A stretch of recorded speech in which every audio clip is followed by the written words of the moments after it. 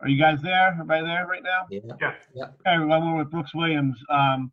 We were just talking about trying this new medium out of digital concerts. And Brooks, as I said, I was listening to your music. Just a brilliant, brilliant guitar work on some of your recordings. Um, can you talk about that, your career, and that for folks a little bit? Yeah, I got into music and into songwriting through really great guitar playing. So Doc Watson was certainly at the top of the list.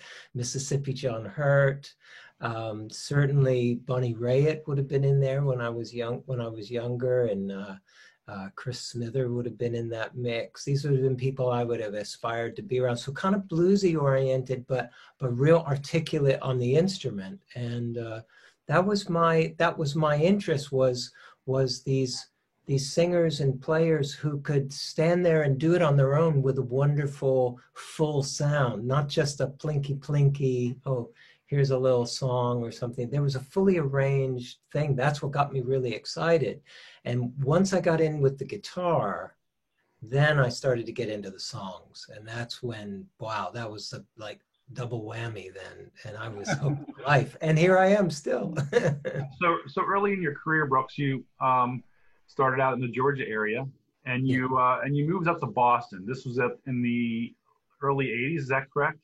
Yes. I guess kind of explain to me what made you move that far north, and kind of what was the music scene at that time. What drew you to that area? Well, it's so interesting. It would be great if I could look at you both and say it was a carefully crafted plan, but I was 19 years old. I just wanted to spread my wings and fly. I wanted to get as far away from my family as I could, because I wanted to be independent, live on my own and make my own, you know, all those crazy thoughts you have when you're 19. And I had an old clunky car. I was going to get in that car and drive around America. It barely made it to Boston, I'm telling you. But, I ended up there because, I mean, I wasn't a real great academic. I mean, I wasn't I wasn't a superstar in school or anything, but I was really interested in music, and I heard about Berklee School of Music, that it was in Boston, and at that time it was a jazz school. It was 100% jazz. And so I thought, well, I'm not a jazz player, but I really like jazz. And it's the only place I knew that actually you could get a degree in guitar that wasn't classical guitar. And I thought, oh, that might be up my street. So I thought, well, if I just go there and check it out, maybe hang outside a little bit, I'll get the vibe.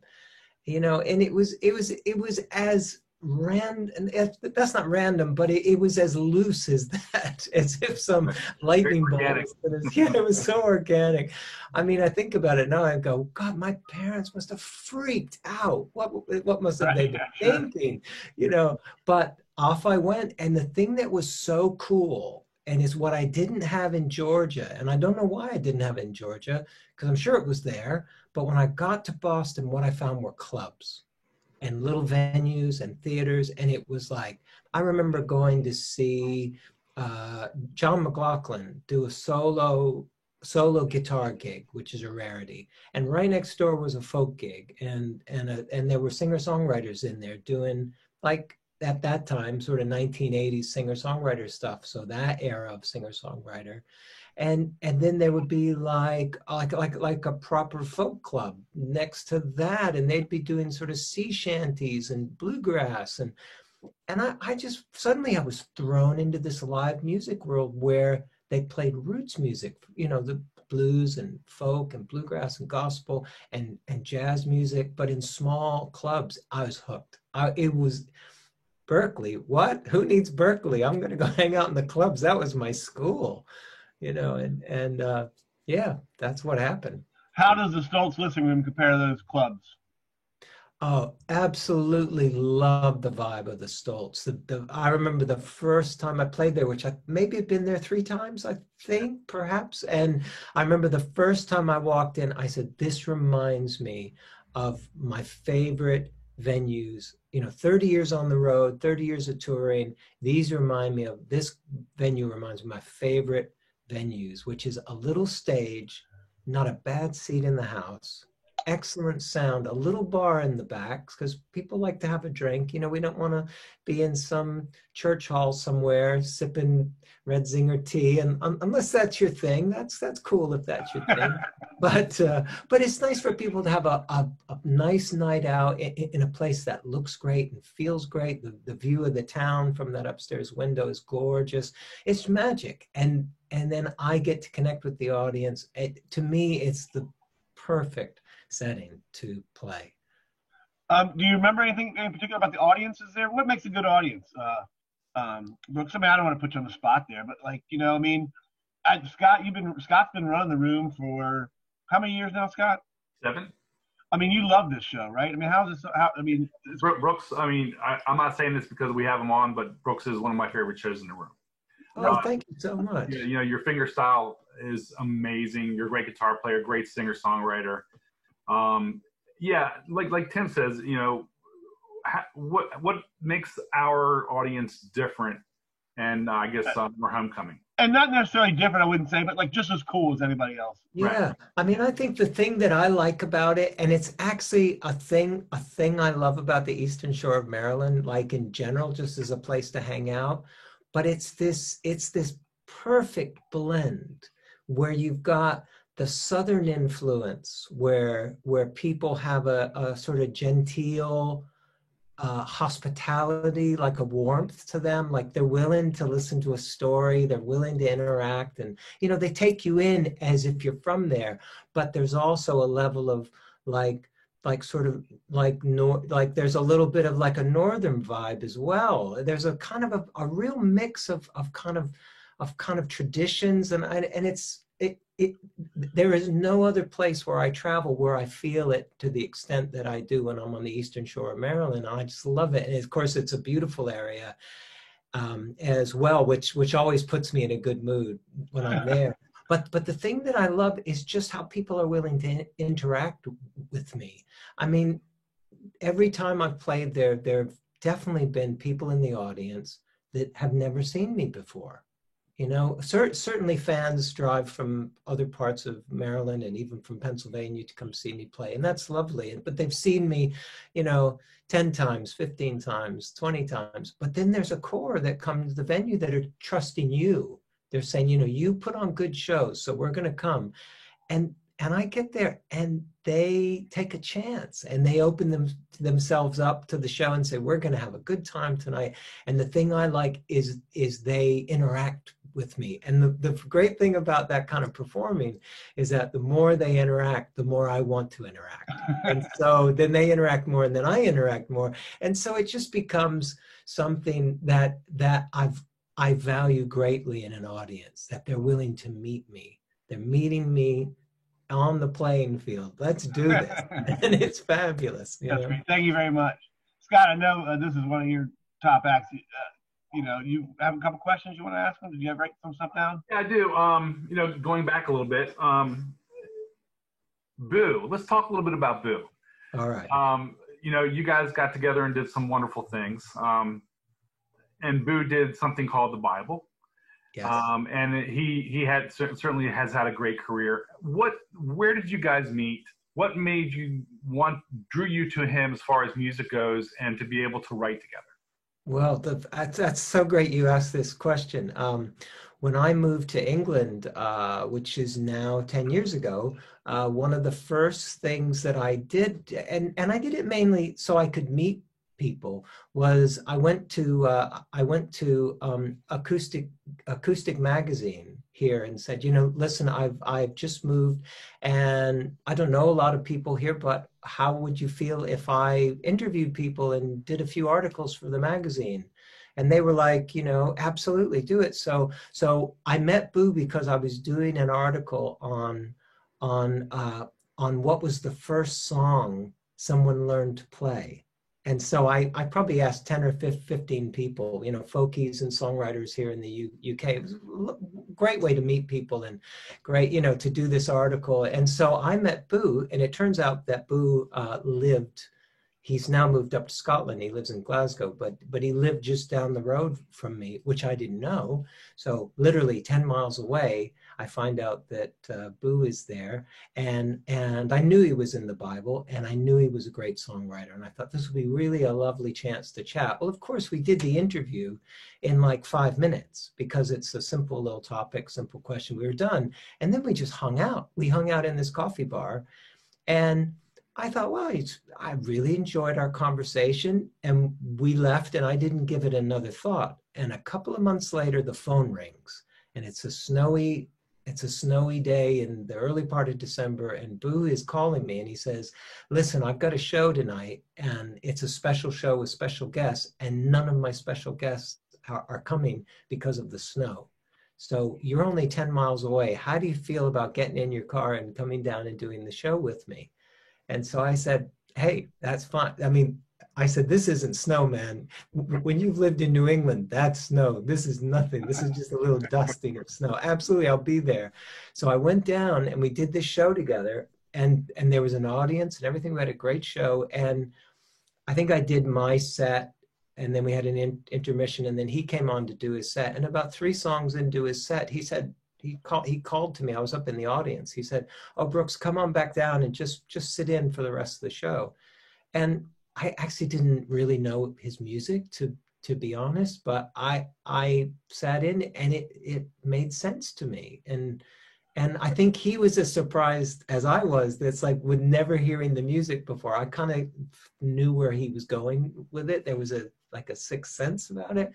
So we finished the show, and he said, wow, that was unusual. And I said, yeah, that doesn't happen every day. And then a couple of days later, he called me up and says, we should do something. Maybe we should like write a song, and we should make a recording and raise some money for charity or something. And so it went from that to now we're starting work on our 4th album, and we've toured hundreds of shows together, and we've played certainly some of my biggest shows I've ever done is in my duet with Boo. And it all came from that moment where we had a rapport, and the songwriting is it's almost like we're on 2 different wavelengths, but our wavelengths wave at the same time. So they move in the same curve. So as near as I can say, it's like dolphins, swimming, and they crest and then they go in. It's like we kind of work together, but we work differently, but it works. That's the main thing. That's funny, because Dan Navarro said the same thing about him and Lowen Navarro. They just fell into the same sort of thing. Yeah. That was by accident. Yeah. Right. Yeah. Right. But but it works perfectly with each other. Yeah. Yeah. I mean, I find that I write with lots of people. It's a fabulous thing that it took me years to figure out that it's such a cool thing, because I'm not from that background. I didn't know about co-writing. And I write with loads of wonderful people, but there's something different about when Boo and I write, and it's just great. It's just great. It's crazy, and we get a lot done in a short period of time, and we're not too precious. We don't, like, if it doesn't work, we go, oh well, it was a great day anyway. It doesn't matter. Right. Great. That's the way it should be.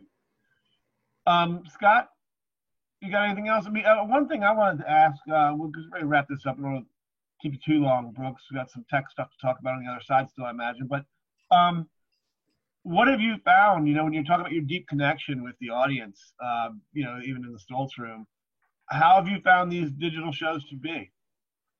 Well, funnily enough, I have every show that I've done so far has been via Twitch, and Twitch has a comment feed, and I've been able to see people's comments while I'm playing, and as much as it's weird that I see them, I don't hear them. It's strangely I feel a connection there. It's just strange that I don't hear them. So that would be interesting. I know some other platforms do have a way that you do get to hear a little bit of something from people. But I have to be honest, it's just a different vibe. I mean, it's a much more intimate vibe, obviously. And I always try to position the camera so people can see my hands, because, you know, a lot of people want to know what guitar chords I'm playing, or how I'm finger picking that, or if I'm doing some slide or something. So I really focus on that. And I sometimes forget that there's people out there, and I'm just having the time of my life playing away, and I think, oh wait, there's loads of people watching you, and I go, oh yeah. So it's, right. I mean, there's nothing that's going to replace the live show, obviously, but it's so great to feel the love, if you will, you know, of people tuning in. And you know, the thing that the feedback that I've got over the last 6 weeks is, and it blows me away. I'm actually really humbled by it. Is they say, thank you for doing this.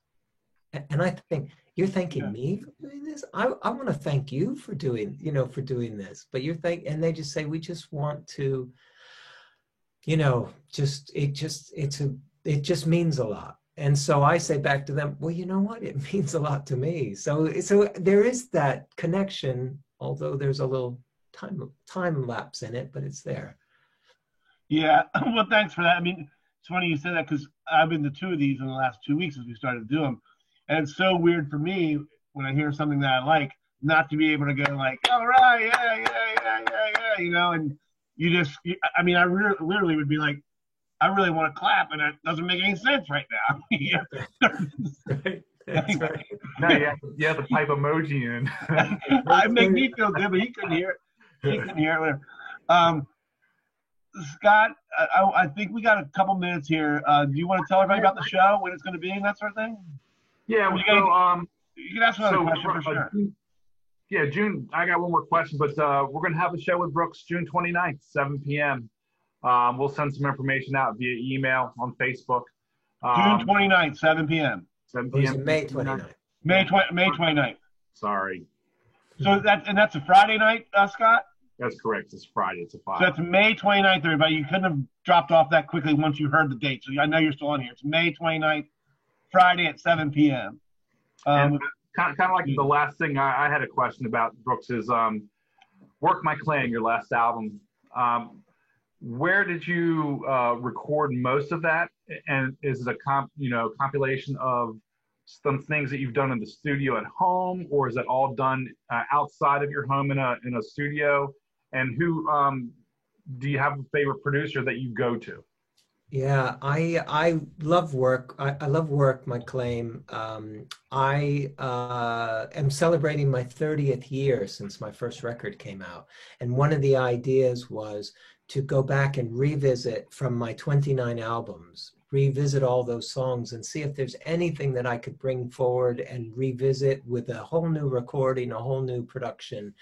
And I love to work with a guy from Glasgow by the name of Mark Freegard. And he's worked with loads of pop acts in the 90s, but one of the things, his claim to fame that I know, is he works with Del Amitri, and has done a lot with them over the years. But you know, now he lives a quieter life now, and lucky me, because I have access to him. So we recorded the bulk of that in a little studio in Wales, and we were way out in the wilds of Wales, and we used this beautiful Neumann microphone. Sorry to nerd out on everybody. No, this beautiful Neumann, this beautiful Neumann N-word noise. There you go. This beautiful Neumann mic, of which there are only 2 in the world with this serial number, because this was built just around the time of World War II, and of course Neumann shut down in that part. And so this microphone was gifted to Andrew Lloyd Webber from Neumann, and the person who owns the studio where I worked in Wales is named Martin Levan, and Martin Levan works with Andrew Lloyd Webber, and so it was given to Martin because Martin did all the audio for all the Cats and all the big Andrew Lloyd Webber shows. So he has this, like, basically one of 2 in the world mics, and I hold myself up there with Mark Freegard from Glasgow. We went to Wales, and we hold ourselves up there for like a week, and we lived there, and I sang and played every day into this vintage gorgeous microphone. And then a couple of the musicians came. A wonderful young fiddle player from Bristol came up, and some great singers. Piano player from the Northeast came. We had a lovely time, harmonica, but a couple of the people couldn't come. So we sent the tracks off to them. So they recorded some bits where they were like my friend John McCusker was on tour with Mark Knopfler. And so he was gone. Knopfler was on tour most of the year last year. And so somewhere he recorded his parts. Somewhere between Cologne and Phoenix. I don't know. I don't know where he was. But, Christine Collister on the backing vocals. I think she was out on the Isle of Man at that point. It's just lovely, lovely crew. And it really, I've been so delighted with this album. So yeah, that's Work My Claim. Great. Well, yes, if you 7 o'clock, May 29th, Friday night, you can tune in and listen to that. Scott, I'll let you close. I'm just going to finish with this real quick. Again, it's May 29th with Brooks Williams at 7 p.m. inside the virtual Stoltz listening room. Brooks, first of all, I love Del Amitri. Great to hear their name again, really. This concert is just really, the guitar work anyway that I can describe, it's just an oral feast. It's kind of like New England, as Brooks just talked about, but it's also very worldly and sort of, when I mean that in like, as someone from New England who would have experienced the world through England. And yeah. Not only that, just a really, really astute and wonderful songwriter that combines both those elements as well. Scott, I'll let you finish. Yeah, Brooks, thank you so much. Again, we're really looking forward to having you on May 29th, next Friday. Thank you for joining us. Keep rocking, stay healthy and safe, and we can't wait to see you live. Peace out. Great. Thanks so much, guys. Thank you.